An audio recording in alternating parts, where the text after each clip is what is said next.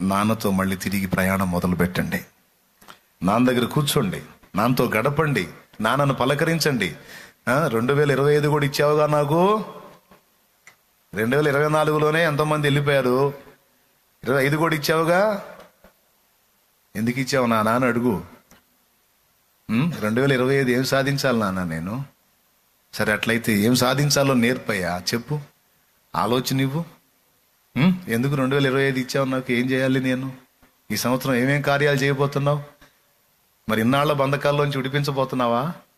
ఇన్నాళ్ల ఒత్తిళ్ల నుంచి నన్ను విడిపించి ఒక ఆశ్చర్యకరమైన మలుపు తిప్పబోతున్నావా? ఏం చేయబోతున్నావు నాన్న? మాట్లాడుకో. మన జనులు నిన్ను చూసి పిచ్చివాడు అనుకొని, పిచ్చిదనుకొని పర్వాలేదు, కానీ నువ్వు ఆయనతో ఉన్నావు, ఆయన నీతోనే ఉన్నాడు. నువ్వు ఆయనతో మాట్లాడు, మనసారా మాట్లాడు, మనసారా గడుపు. ఇలా అడుగు, ఇలా అడుగు. ఎందుకు నా జీవితమును పొడిగిస్తున్నావు? ఎందుకు నా ఎడల ఇంత కరుణ చూపుతున్నావు? ఏ కొంచెం మేలు పొందినా వెళ్ళి కూర్చొని కన్నీళ్లతో ఎందుకయ్యా నన్ను ఇంత ప్రేమిస్తున్నావు? మహిమ చెల్లించుకో, సంతోషపడు, ఆనందపడు. నీకు వందనాలు నా తండ్రి, నీకు వందనాలు తండ్రి అని కూర్చో.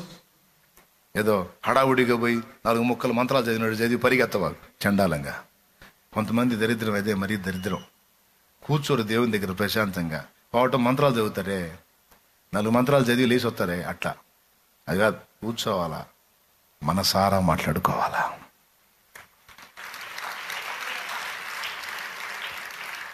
ఆలోచించాలా కాసేపు ఆయన గురించి. ప్రశాంతంగా రోజులో ఒక్కసారన్నా, కనీసం నిండా ఒక్కసారైనా. నీకు 2-3 సార్లు ఛాన్స్ వస్తే నీ ఓపిక. నువ్వు ఎన్నిసార్లు అయినా సరే. ఇప్పుడు ఖాళీ దొరికిందిగా.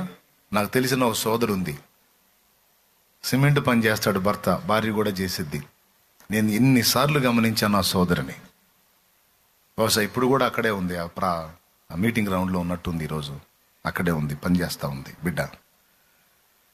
అందరూ పంచాలించి దిగితే మధ్యాహ్నం వేళ ఒక ముద్ద తిని ఆ పనిచేసే స్థలంలో, ఆ ప్రదేశంలో ఎక్కడో చోట మోకాళ్ళు వేసి ముసుగేసి ప్రార్థన చేస్తూ ఉంటా.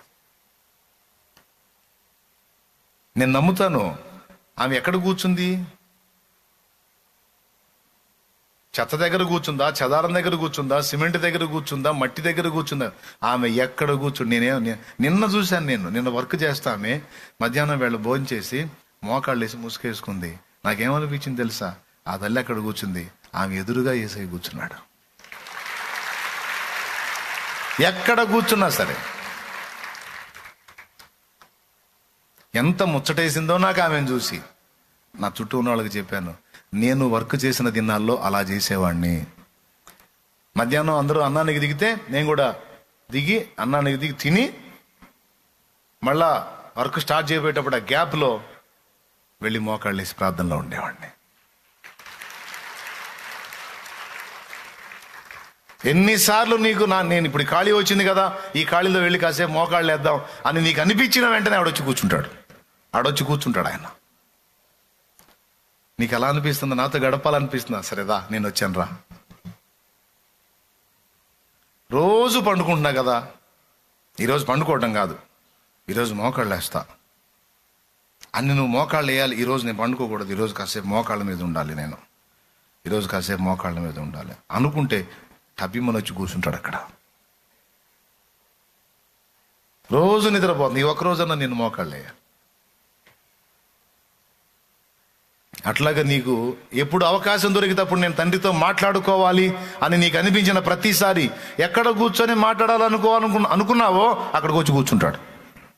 ఆ చెట్టు కాడ నేను కూర్చొని తండ్రితో మాట్లాడాలని నువ్వు అనుకుంటే అక్కడికి ముందే ఆయన సన్నిధి దిగి వచ్చింది.